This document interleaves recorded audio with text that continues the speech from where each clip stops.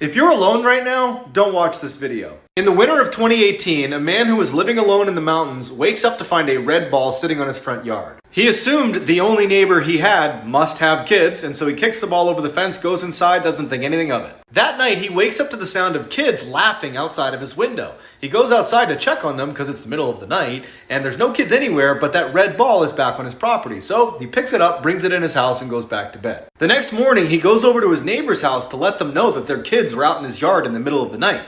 But it turns out his neighbor is just some old man who lives alone, and there aren't any kids anywhere in the area.